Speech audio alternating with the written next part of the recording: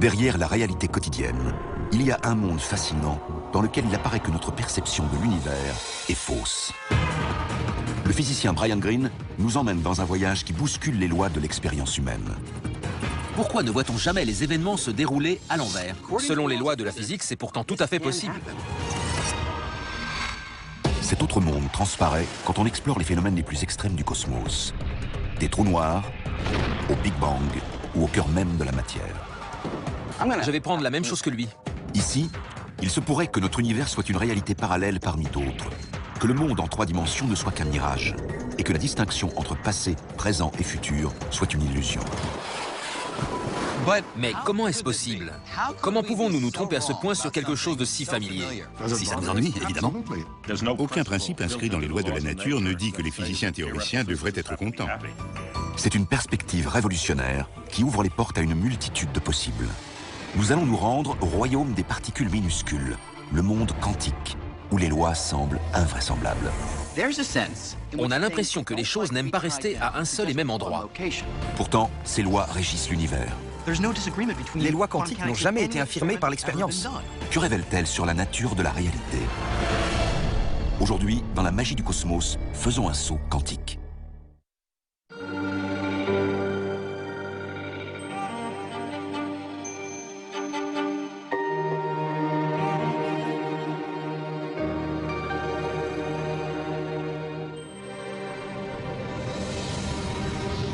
Depuis des milliers d'années, nous essayons de comprendre les mystères du fonctionnement de l'univers. Jusque-là, nous avons déjà réussi à énoncer un ensemble de lois qui décrivent les mouvements prévisibles des galaxies, des étoiles et des planètes. Mais aujourd'hui, nous savons qu'à un niveau fondamental, les choses sont beaucoup plus floues, car nous avons découvert des principes nouveaux et révolutionnaires qui ont radicalement transformé notre vision de l'univers. Dans l'espace, à New York, et jusque dans le monde de l'infiniment petit, ces mystérieuses lois qui ont fait basculer notre conception du monde redéfinissent notre compréhension de la réalité. Ce sont les lois de la mécanique quantique. La mécanique quantique régit les phénomènes à l'œuvre dans chaque atome et particule du moindre morceau de matière. Qu'il s'agisse d'étoiles et de planètes, de roches et d'immeubles, ou de vous et moi. Dans la vie de tous les jours, on ne remarque pas les bizarreries de la mécanique quantique. Mais elles sont bel et bien là. Il suffit de savoir où chercher. Pour cela, il faut changer de point de vue et descendre au niveau de l'infiniment petit, les atomes et les particules. Au niveau quantique, les lois qui gouvernent ce monde semblent complètement différentes des principes familiers qui régentent les grands objets du quotidien. Et quand on commence à les appréhender, on ne voit plus les choses de la même façon. Il est presque impossible de se représenter la bizarrerie des choses à l'échelle de l'infiniment petit. Mais que se passerait-il si on pouvait faire un tour dans un endroit régi par les lois quantiques et où les personnes et les objets se comportent comme des atomes et des particules? On en prendrait plein les yeux. Parce qu'ici, les objets font des choses complètement dingues. Dans l'univers quantique, on a le sentiment que les choses n'aiment pas rester à un seul et même endroit, ou suivre une seule direction. C'est comme si elles étaient à plusieurs endroits en même temps.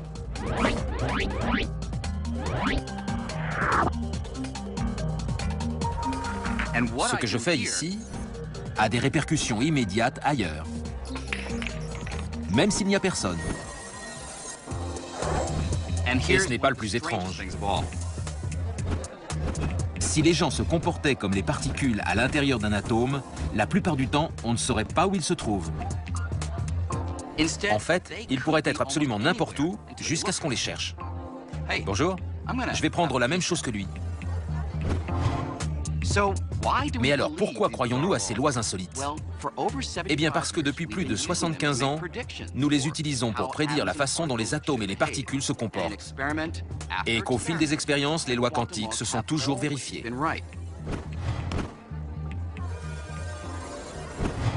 C'est la meilleure théorie. Ces lois ont été démontrées par des milliards de preuves. Elles ont confirmé un nombre incalculable de prédictions bizarres. Les principes quantiques n'ont jamais été infirmés par l'expérience. Les lois quantiques sont plus simples à appréhender au niveau de l'infiniment petit, comme les atomes. Mais n'oublions pas une chose, je suis fait d'atomes, tout comme vous, et comme absolument tout ce que nous voyons autour de nous. Alors, aussi curieux soit-il, ces principes ne s'appliquent pas seulement aux petites choses, mais aussi à la réalité.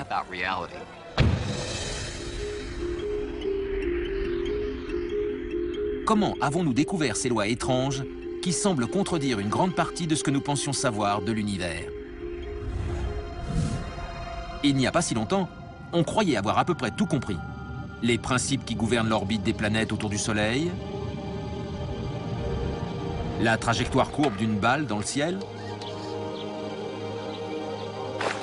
la façon dont les ondulations se propagent à la surface d'un plan d'eau.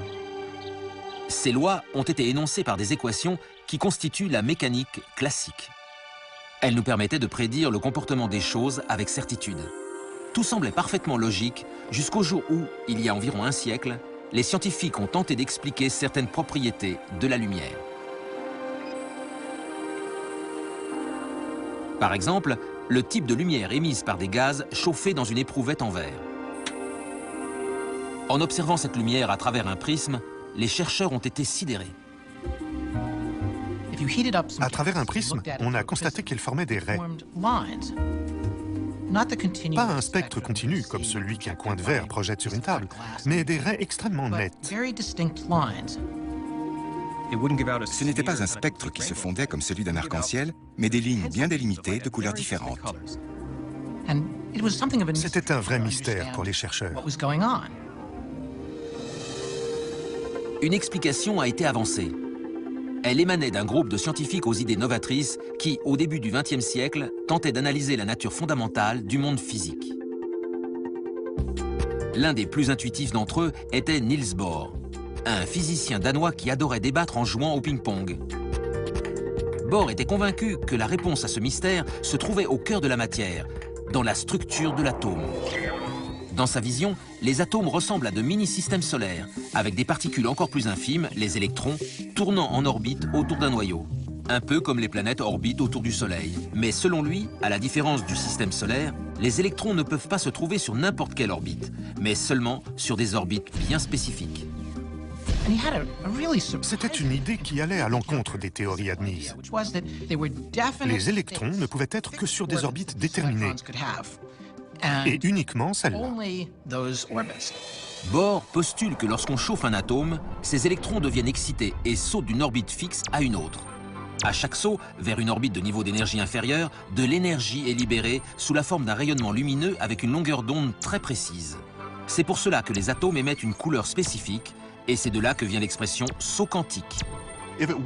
Sans le saut quantique, on aurait une couleur mal définie, émise par un atome passant d'un état excité à désexcité. Or, au contraire, on observe des rouges et des verts très francs. C'est grâce au saut quantique que les couleurs sont très franches. Ce qui est surprenant là-dedans, c'est que l'électron passe directement d'une orbite à une autre, apparemment sans traverser l'espace qui les sépare. Un peu comme si Mars sautait brusquement de son orbite à celle de Jupiter. Pour Bohr, le saut quantique résulte d'une propriété fondamentale et totalement bizarre des électrons dans les atomes. Ils émettent ou absorbent des paquets d'énergie indivisibles, des quantités minimum spécifiques appelées quanta. C'est pour cela que les électrons ne peuvent occuper que des orbites spécifiques. Un électron doit être ici ou là, pas entre les deux. Ça ne ressemble à rien de ce qu'on peut observer. Pensez à votre quotidien. Quand on mange, est-ce que la nourriture est sous forme de quanta? Faut-il se servir une quantité minimum déterminée? Non. Mais l'énergie des électrons dans un atome est quantifiée. C'est un phénomène extrêmement mystérieux. Pourtant, les expériences ont bientôt montré que Bohr avait raison. Les électrons obéissent à un ensemble de lois différent de celui qui régit les planètes ou les balles de ping-pong. Sa découverte a complètement changé la donne. Mais cette conception nouvelle de l'atome a mis Bohr et ses collègues en porte-à-faux avec les théories physiques communément admises. Le saut quantique n'était qu'un début. Par ses idées révolutionnaires, Bohr s'est très vite opposé à l'un des plus grands physiciens de tous les temps. Albert Einstein n'avait pas peur de la nouveauté. Mais dans les années 1920, le monde de la mécanique quantique a pris une direction qu'il n'avait pas envie de suivre, car elle divergeait nettement des prédictions absolues et définitives qui caractérisaient la physique classique. Si on avait demandé à Einstein ce qui distingue la physique d'une forme de spéculation oiseuse, il aurait répondu « Nous pouvons prévoir les choses avec certitude. » La mécanique quantique leur a en quelque sorte tiré le tapis sous les pieds. La célèbre expérience de la double fente montre de façon particulièrement imagée les mystères de la physique quantique. Mais si vous aspirez à une description de la réalité qui se fonde sur des certitudes, attendez-vous à voir vos attentes voler en éclats.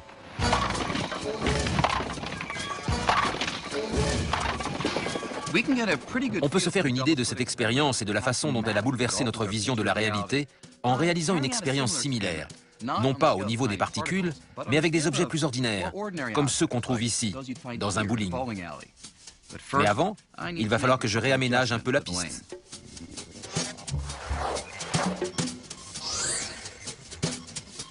Normalement, si je fais rouler plusieurs boules sur la piste, soit elles seront arrêtées par la plaque, soit elles passeront par une des fentes et iront frapper l'écran placé derrière.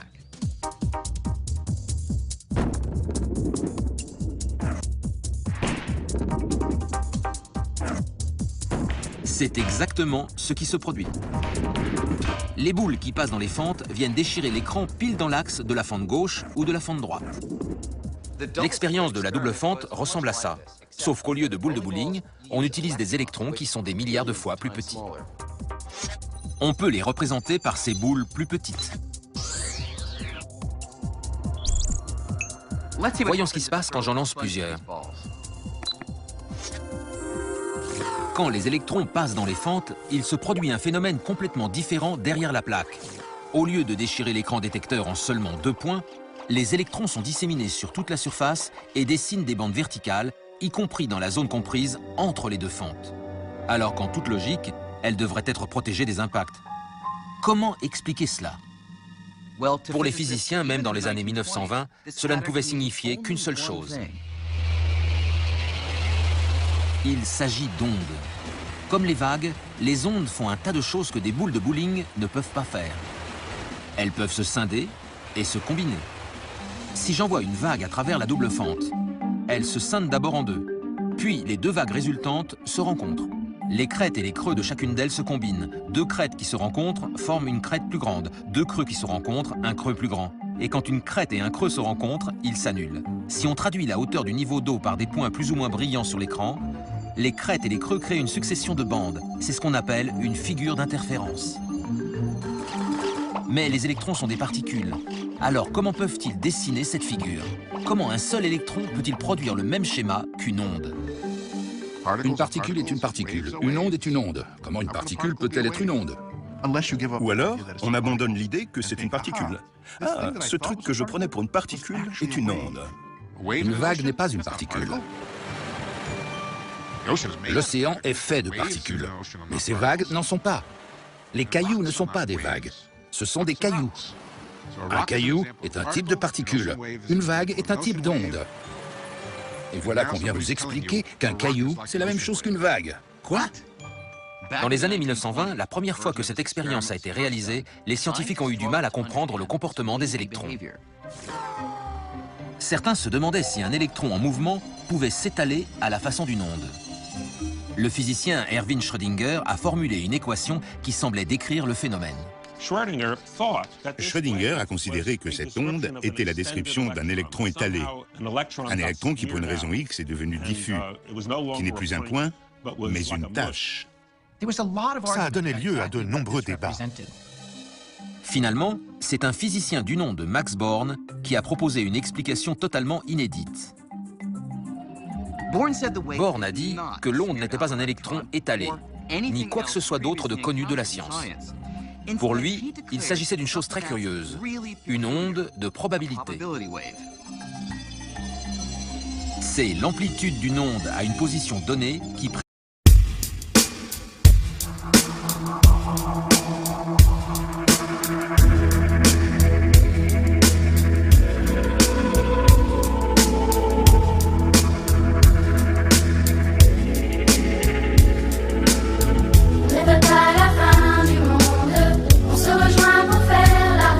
probabilité que l'électron se trouve à cette position. Une amplitude élevée ne veut pas dire c'est là que se trouve l'électron, mais c'est là qu'il a le plus de chances de se trouver. C'est très étrange. Ça semble indiquer que l'électron est une multitude de possibilités. On n'a pas le droit de demander où est l'électron, là, tout de suite.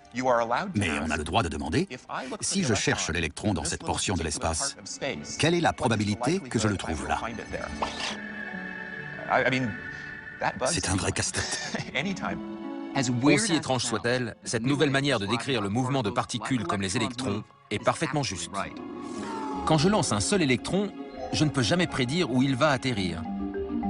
Mais si j'utilise l'équation de Schrödinger pour trouver l'onde de probabilité de l'électron, je peux prédire avec une assez grande certitude qu'en jetant un nombre suffisant d'électrons, 33,1% d'entre eux se retrouveront ici, 7,9% là, et ainsi de suite. D'innombrables expériences ont confirmé ce type de prédiction. Par conséquent, les équations de la mécanique quantique s'avèrent étonnamment précises, dès lors qu'on accepte qu'il s'agit seulement de probabilités.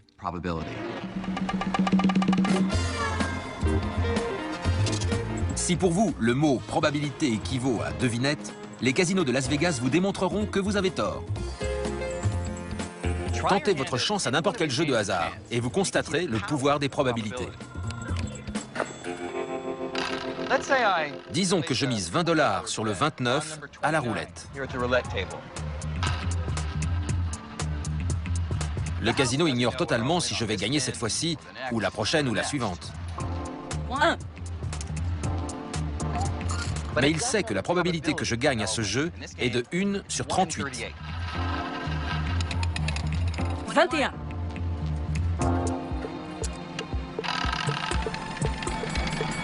29. Alors même si je gagne de temps en temps, à long terme, le casino ramasse toujours plus qu'il ne perd. Les casinos n'ont pas besoin de connaître le résultat de chaque main, de chaque lancer de dés et de chaque tour de roulette.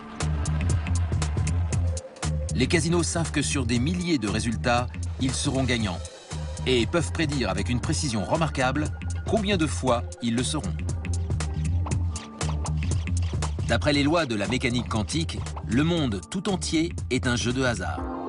Toute la matière qui constitue l'univers est faite d'atomes et de particules subatomiques gouvernées par la probabilité et non par la certitude. La nature est décrite par une théorie intrinsèquement probabiliste. Mais c'est absolument contraire à l'intuition, et la plupart des gens ont du mal à l'accepter. Einstein ne faisait pas exception. Il ne pouvait pas croire que la nature fondamentale de la réalité était déterminée par le hasard. Einstein ne pouvait pas l'accepter. Il a dit « Dieu ne joue pas au dé ». Il détestait l'idée qu'on ne puisse pas affirmer avec certitude telle ou telle chose se produit. Beaucoup d'autres physiciens ont en revanche été séduits par la probabilité, car les équations de la mécanique quantique leur permettaient de prédire le comportement de paquets d'atomes et de particules microscopiques avec une précision surprenante. Ce qui s'est traduit rapidement par plusieurs inventions majeures. Le laser, le transistor, le circuit intégré et toute l'électronique. Si la mécanique quantique se mettait brusquement en grève, pratiquement toutes nos machines tomberaient en panne. Les équations quantiques ont aidé les ingénieurs à concevoir des interrupteurs minuscules qui dirigent le flot d'électrons et contrôlent tous les ordinateurs, les caméras numériques et les téléphones. Les diodes, les transistors, tous les composants sur lesquels repose notre technologie de l'information et notre quotidien fonctionnent grâce à la mécanique quantique. Sans la mécanique quantique, on se retrouverait en plein Moyen-Âge. Plus sérieusement, sans elle, on se retrouverait au 19e siècle avec les machines à vapeur, le télégraphe. La mécanique quantique est la théorie la plus remarquable que les physiciens aient jamais découverte. Et pourtant, on n'est toujours pas d'accord sur sa signification et ce qu'elle nous apprend sur la nature de la réalité. Malgré tous ces triomphes, la mécanique quantique reste extrêmement mystérieuse. Elle fait marcher un tas de choses, mais on n'a toujours pas répondu aux questions fondamentales soulevées par Albert Einstein dans les années 1920 et 1930. Des questions sur la probabilité et la mesure, autrement dit, l'observation. Pour Niels Bohr, l'acte de mesurer changeait tout, et donc Tant qu'on n'avait pas mesuré ou observé une particule, ses caractéristiques étaient incertaines. Reprenons l'expérience de la double fente avec un électron. Avant que l'écran détecteur ne localise sa position, l'électron peut se trouver presque n'importe où. Les possibilités sont innombrables. Ce n'est qu'au moment où on l'observe, et à ce moment seulement, que l'incertitude concernant sa position est levée. D'après la théorie de Niels Bohr, l'action de mesurer une particule contraint celle-ci à abandonner toutes les autres positions qu'elle aurait pu avoir pour une position définie où on l'observe. C'est l'acte de mesure qui force la particule à faire ce choix. Niels Bohr acceptait que la réalité soit par nature floue, pas Albert Einstein. Ce dernier croyait en la certitude, pas seulement quand on mesure ou observe quelque chose, mais à n'importe quel moment. D'ailleurs, il a dit « J'aime à penser que la Lune est là, même quand je ne la regarde pas. » C'est ce qui l'agaçait. La réalité de l'univers dépend-elle réellement du fait qu'on le regarde? C'est bizarre. Einstein était convaincu qu'il manquait quelque chose dans la théorie des quanta. Quelque chose qui décrive les caractéristiques détaillées des particules, comme leur position, même quand on ne les observe pas. Mais à cette époque, peu de physiciens partageaient cette préoccupation. Pour lui, ce n'était pas faire son boulot de physicien jusqu'au bout. Cette théorie n'était pas mauvaise, mais elle était incomplète.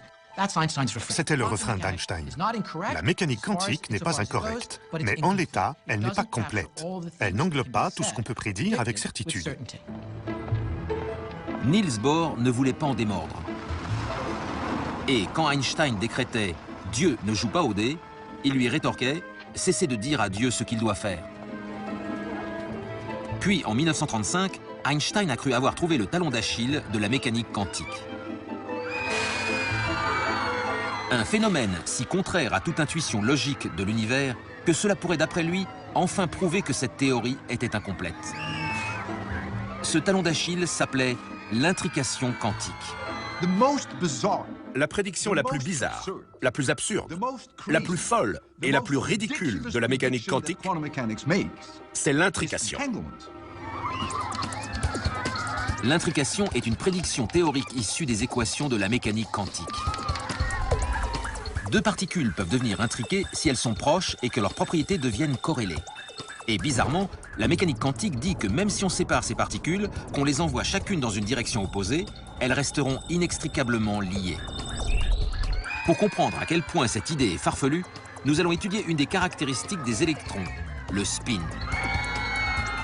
Contrairement à la rotation d'une toupie, le spin d'un électron, comme c'est le cas d'autres grandeurs quantiques, est en général totalement flou et incertain, jusqu'au moment où on le mesure.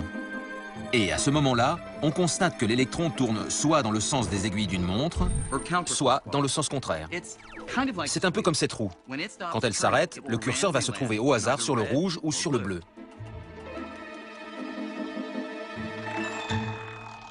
Maintenant, imaginez une seconde roue. Si ces deux roues se comportaient comme des électrons intriqués, à chaque fois que l'une s'arrêterait sur le rouge, l'autre tomberait systématiquement sur le bleu. Et inversement.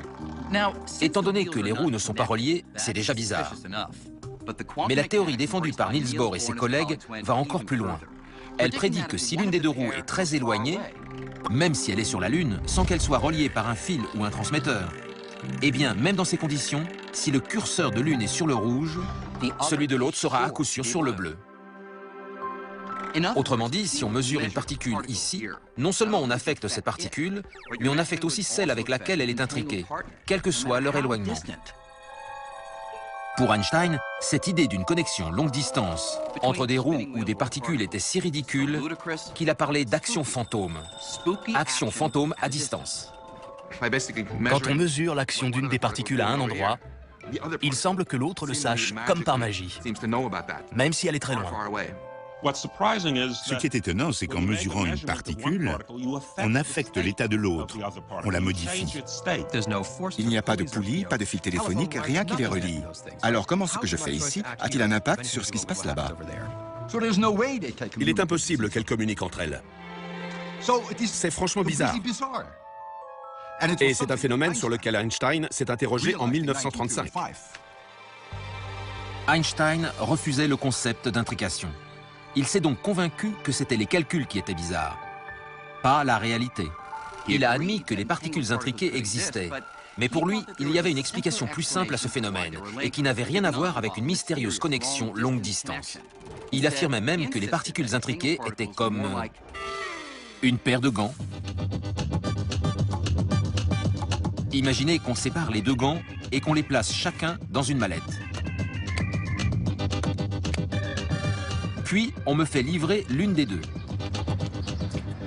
tandis que l'autre est envoyée en Antarctique.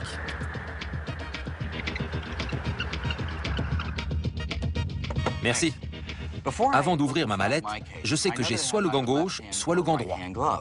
Et une fois la mallette ouverte, si le gauche est à l'intérieur, alors à cet instant, je sais que la mallette en Antarctique contient forcément le droit, même si personne ne l'a encore ouverte. Il n'y a rien de mystérieux là-dedans. De toute évidence, en regardant dans ma mallette, je n'ai pas affecté l'un ou l'autre gant. La mienne a toujours contenu le gauche, et celle en Antarctique a toujours contenu le droit. C'était déterminé depuis l'instant où les deux gants ont été séparés. Pour Einstein, c'était exactement la même chose avec les particules intriquées. Quelle que soit la configuration des électrons, chacune est entièrement définie à partir du moment où ils se séparent. Alors, qui avait raison? Bohr, pour qui l'état aléatoire des particules, comme celui des roues de loterie, était lié, même si elles étaient à une grande distance l'une de l'autre? Ou Einstein, persuadé qu'il n'existait pas de lien fantôme, mais que tout était déjà déterminé avant même qu'on ne l'observe? C'est vraiment difficile de savoir qui a raison, Bohr ou Einstein. Parce qu'Einstein dit « une particule possède un spin défini avant qu'on ne le mesure ». Comment pouvez-vous le savoir, lui objecte Bohr. Eh bien, mesurez-le et vous trouverez la valeur de son spin. Et Bohr rétorque « mais c'est le fait de mesurer qui donne au spin une valeur définie ». À l'époque, personne ne savait comment résoudre le problème. Et on a fini par le considérer comme une question philosophique et non scientifique. À sa mort, en 1955, Einstein était toujours convaincu que la mécanique quantique offrait, au mieux, un tableau incomplet de la réalité.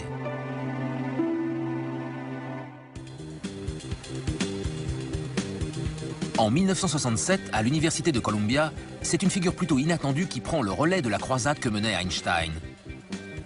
John Clauser, un étudiant en doctorat d'astrophysique. La seule matière qui l'empêche d'avoir son diplôme est justement la mécanique quantique. À l'époque, malgré tous mes efforts, je ne comprenais rien à la mécanique quantique.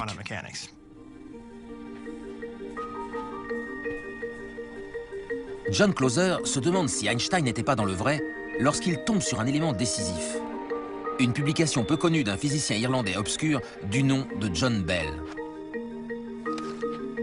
Celui-ci semble avoir trouvé un moyen de sortir de l'impasse dans laquelle Einstein et Bohr s'étaient enfermés, et de résoudre définitivement la question. J'étais convaincu que la théorie quantique était fausse. Dans son article, John Bell dit avoir trouvé un moyen de savoir si des particules intriquées communiquent réellement par le biais d'une action fantôme, comme les deux roues. Ou bien si une telle action n'existe pas, et que l'état des particules est défini dès le départ, comme pour la paire de gants. En outre, grâce à des calculs savants, Bell démontre que si la théorie de l'action fantôme n'était pas avérée, alors la mécanique quantique ne serait pas seulement incomplète, comme le pensait Einstein, elle serait erronée. Je me suis dit, c'est un des plus beaux raisonnements que j'ai jamais vus. John Bell était un théoricien, mais son article montre que le débat pourrait être tranché à condition de construire une machine capable de créer et de comparer de nombreuses paires de particules intriquées. John Bell en avait fait une question expérimentale. Ce n'était plus seulement un débat philosophique. Et son expérience pouvait être réalisée. Cette expérience permettrait enfin de résoudre la question. John Clauser entreprend alors de construire la fameuse machine. À l'époque, je n'étais qu'un thésard, mais je me suis dit, waouh, il y a peut-être une petite chance que je découvre un résultat qui bouleverserait le monde.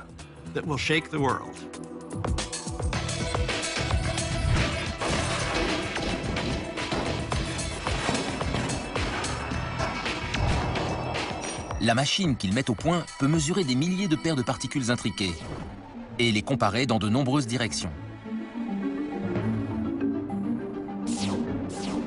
Mais dès les premiers résultats, John Clauser est surpris et contrarié. Je n'arrêtais pas de me demander, où est-ce que je me suis trompé? Où sont les erreurs? Il recommence ses expériences. Et quelques années plus tard, le physicien français Alain Aspect effectue des tests encore plus sophistiqués, dont un qui cible directement le débat Einstein-Bohr. D'après Alain Aspect, pour que la mesure des propriétés de l'une des particules influence directement l'autre, il faudrait qu'un signal voyage entre elles plus vite que la vitesse de la lumière. Or, Einstein lui-même a démontré que c'était impossible. La seule autre explication est la fameuse action fantôme à distance, ce que confirment les expériences d'Alain Aspect. Ces résultats font l'effet d'une bombe. Ils prouvent que les calculs de la mécanique quantique sont corrects. L'intrication existe. Des particules quantiques peuvent être corrélées à travers l'espace. Mesurer les propriétés de l'une a une influence instantanée sur l'autre, comme si la distance qui les sépare n'existait pas. Ce en quoi Einstein ne voulait pas croire. L'action fantôme à distance existe bel et bien. J'étais désolé de ne pas avoir pu réfuter la mécanique quantique parce que j'avais... Et j'ai toujours un mal fou à la comprendre. C'est le phénomène le plus étrange de la mécanique quantique. C'est impossible de l'appréhender. Ne me demandez pas pourquoi ni comment ça marche. C'est une question qu'on n'a pas le droit de poser. Tout ce qu'on sait, c'est que le monde fonctionne comme ça. À partir du moment où on admet que le monde fonctionne bizarrement, nous serait-il possible d'utiliser ce phénomène d'action fantôme à distance et de le tourner à notre avantage? Il y a longtemps que l'homme rêve de transporter des personnes et des objets d'un endroit à un autre sans qu'ils aient à parcourir la distance qui les sépare.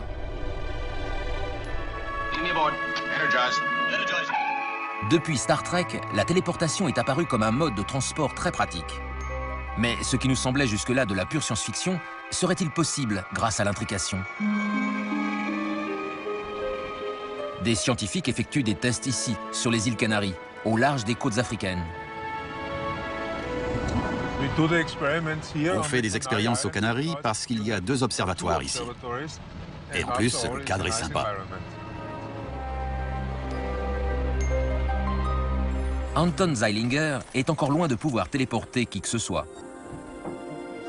En revanche, il tente d'utiliser l'intrication quantique pour téléporter des particules individuelles, plus exactement des photons, les particules associées à la lumière.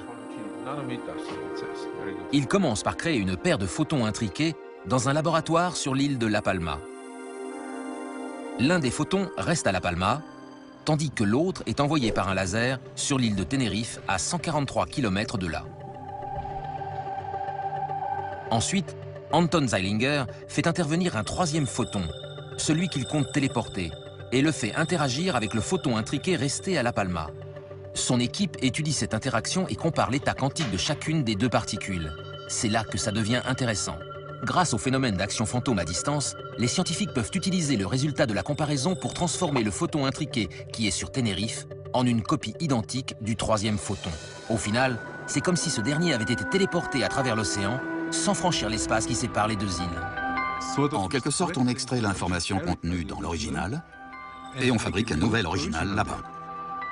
Grâce à cette technique, le physicien a réussi à téléporter des dizaines de particules. Mais pourrait-on aller plus loin? Puisque nous sommes composés de particules, ce processus permettra-t-il de rendre un jour possible la téléportation humaine?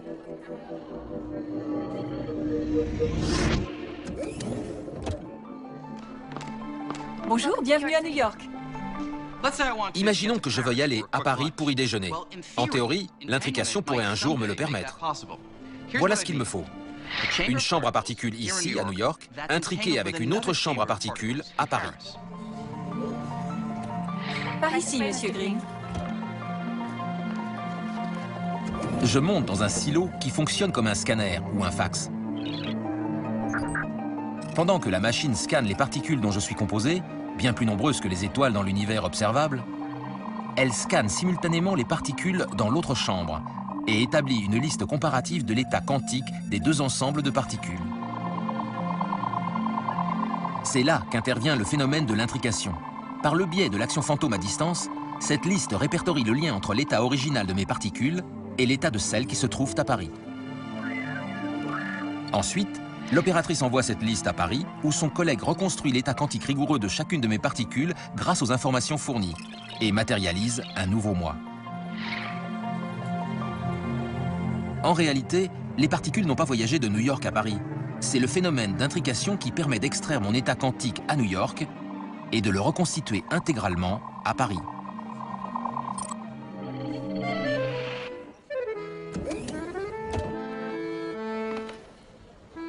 Bonjour, Monsieur Green. Bonjour. Et me voici à Paris, réplique exacte de moi-même. D'ailleurs, il vaudrait mieux, parce que le fait de mesurer l'état quantique de l'ensemble de mes particules à New York a détruit le moi original. Le protocole de téléportation quantique exige que l'objet téléporté soit détruit au cours du processus. Forcément, il y a de quoi être inquiet. Si ça ratait, on finirait sous la forme d'un amas de neutrons, de protons et d'électrons. Pas terrible. Certes, nous sommes encore loin de la téléportation humaine aujourd'hui. Mais cette éventualité soulève une question. Le Brian Greene qui est arrivé à Paris est-il vraiment moi? En fait, il ne devrait pas y avoir de différence entre l'ancien moi à New York et le nouveau moi à Paris. Selon les lois de la mécanique quantique, ce qui fait que je suis moi, ce ne sont pas les particules physiques, mais les informations qu'elles contiennent. Or, celles-ci ont toutes été téléportées, bien que je sois constitué de milliards de particules. C'est une question philosophique profonde. Est-ce l'original ou non qui arrive dans le silo de réception? Si par original, on entend quelque chose qui possède toutes les propriétés de l'original, alors dans ce cas, la réponse est oui. Jamais je n'entrerai dans cette machine. En attendant que la téléportation humaine devienne peut-être une réalité, l'incertitude de la mécanique quantique a une foule d'autres applications potentielles. Au MIT, Seth Lloyd est l'un des nombreux chercheurs qui tentent d'exploiter ces propriétés de façon totalement nouvelle. La mécanique quantique est bizarre. Quand on tombe sur des citrons bizarres, autant en faire une citronnade, pas comme les autres. La citronade de Seth Lloyd, c'est un ordinateur quantique. Voilà l'intérieur d'un ordinateur quantique. Cette machine bizarroïde a beau ne pas ressembler à un PC classique, elle parle pourtant le même langage. Un code binaire, une langue informatique faite de 0 et de 1, appelée bit. Le plus petit élément d'information est un bit. Dans le principe, un ordinateur décompose l'information en éléments encore plus petits et les manipule à toute allure. Contrairement aux bits classiques, dont la valeur est soit 0, soit 1, les bits quantiques sont beaucoup plus souples. Disons qu'ici, on a des bits. Ici, 0 et là, 1. C'est une information. Mais si c'est à la fois ici et là, on a un bit quantique, ou qubit. De même qu'un électron peut à la fois tourner dans le sens des aiguilles d'une montre et dans le sens inverse, un qubit peut prendre simultanément les valeurs de 0 et de 1, ce qui en fait un élément multitâche. Ça veut dire qu'on peut effectuer des calculs d'une complexité inimaginable. En théorie, un qubit peut être n'importe quel élément qui se comporte selon les lois quantiques, comme un électron ou un atome.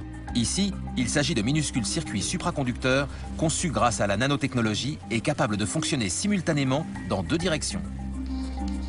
Comme les qubits sont multitâches, notre puissance de calcul pourrait exploser de façon exponentielle si on parvenait à en faire travailler plusieurs ensemble à la résolution d'un problème. Un qubit peut faire deux choses à la fois. 2 qubits, 4 choses à la fois. Et 10 qubits, 1024 choses à la fois. Et 300 qubits pourraient effectuer simultanément plus de choses qu'il n'y a de particules élémentaires dans l'univers. Vous voulez avoir une idée de la puissance d'un ordinateur quantique? Imaginez que je sois perdu dans un labyrinthe végétal.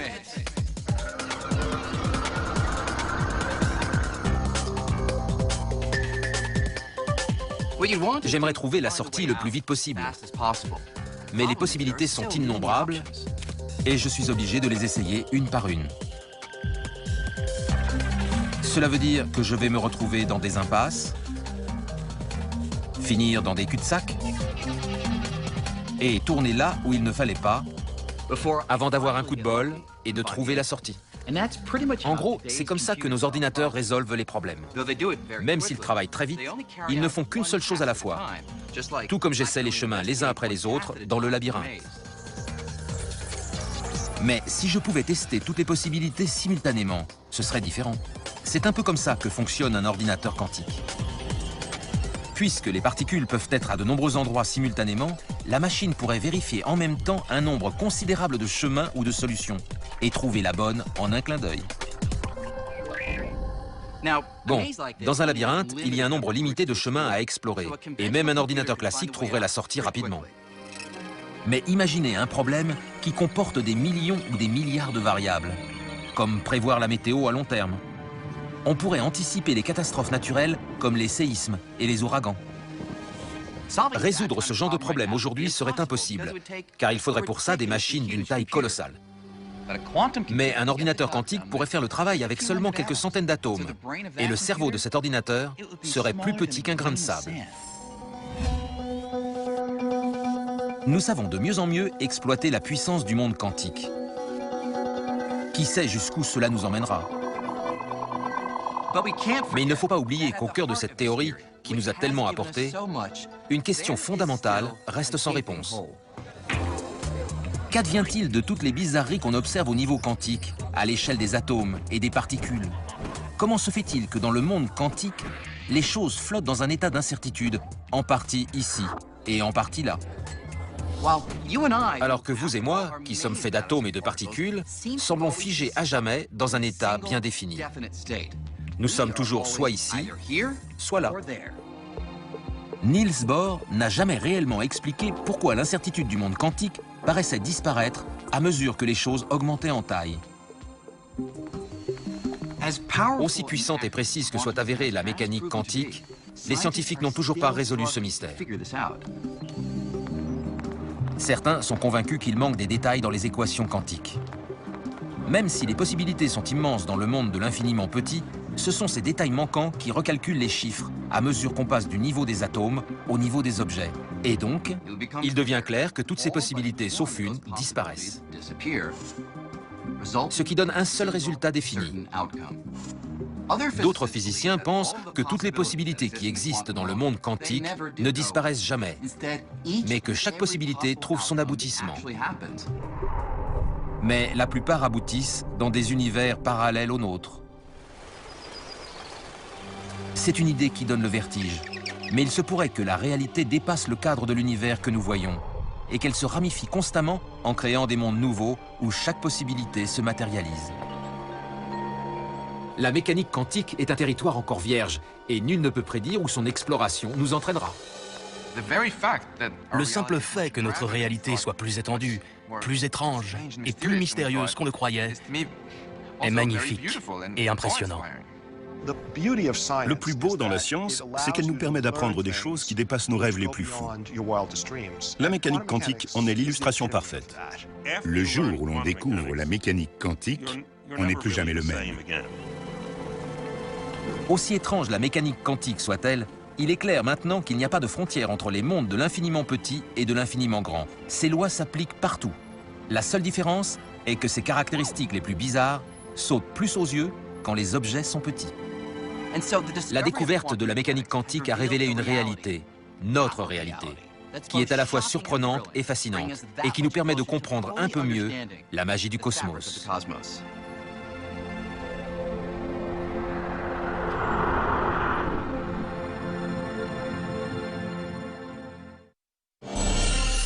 Et comme le cosmos est infini, sa compréhension l'est aussi.